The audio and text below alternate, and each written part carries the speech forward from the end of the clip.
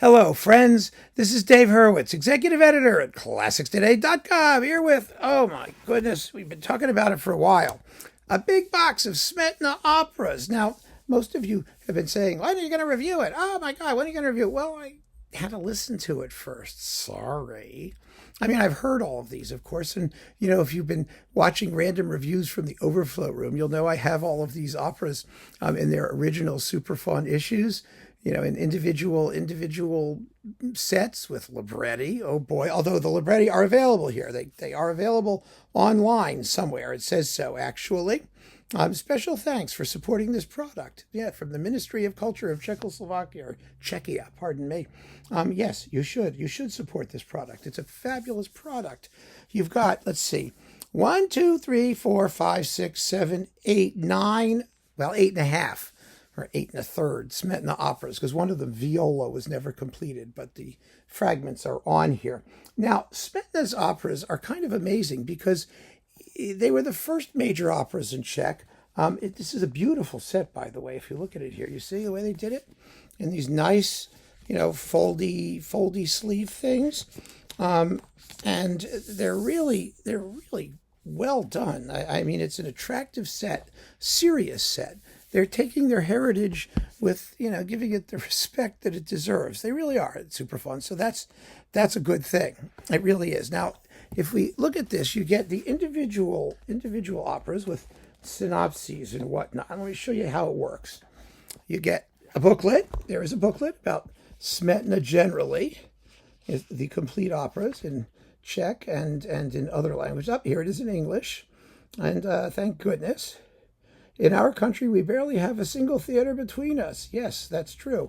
Until Smetana came along. It's really, really nifty. So there are a few essays in here on Smetana.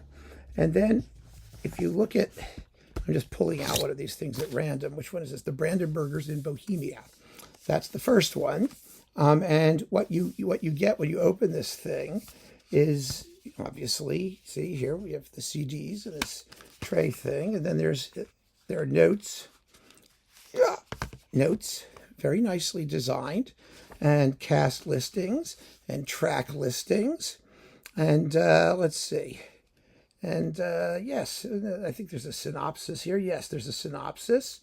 And it's just all very nice. And it's the history of the opera. And then you can go and find the actual libretti online, thank goodness, on the Supraphon website. So, yeah. I wish I could tell you where it is exactly, but there's a note in here somewhere, hidden very cleverly, that says that you can do that, because I checked that out. So that's really a good thing. Let me see if it's in the booklet. Wait a minute, because it's like Knights, Vagabonds. Yes, we know who those people are.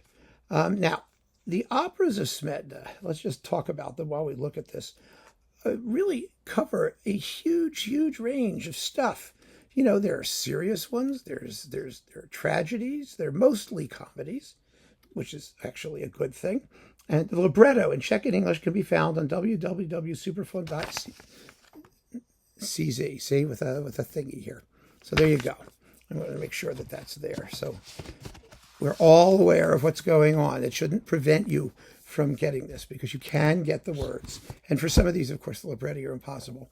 So what are the operas? The operas are the Brandenburgers in Bohemia, which is a historical opera sort of thing. And then there's the Bartered Bride, which is just amazing. And this recording of it doesn't matter, frankly. The only Smetana opera that you actually will have heard of probably is this one, or, know reasonably well. And so, hang on a second. One of its little diskies was coming out here. You could hear it rattling around. There we go. This recording features, it's the Zdeněk Kozler performance, which is marvelous, with, let's see, with Gabriela Benáčková when she was young and wonderful voice, and Peter Dvorsky and Richard Novak and people like that. So Czech singers you may have heard of, or a few of them you may have heard of anyway. The rest of them, you're not going to know most of the cast, so I don't think I need to try and mispronounce all of their names. After that comes Dalibor.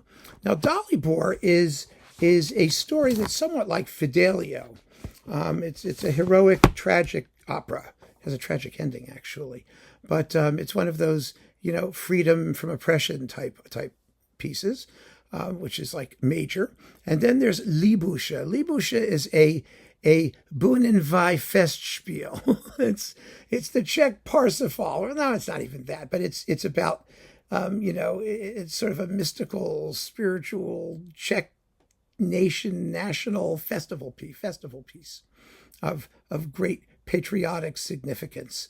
Musically, it's very, very beautiful, but some of you may not like it. Actually, it's not really the Czech Parsifal. The one that's most like probably is The Invisible City of Kitej, or one of those Rimsky operas that, has a quasi, magical, overtly nationalistic flavor to it. But it's quite lovely. Then we've got some really wonderful and witty comedies. There's The Two Widows, one of whom is very austere, and the other one of whom is rather more pleasure-loving.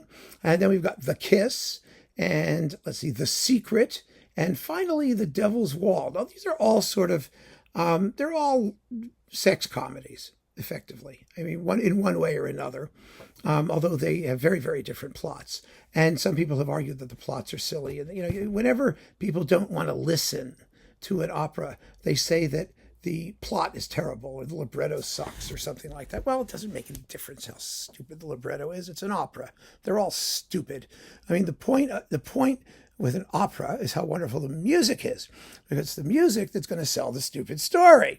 And Smetana was a really fine composer, and there's a lot to discover here.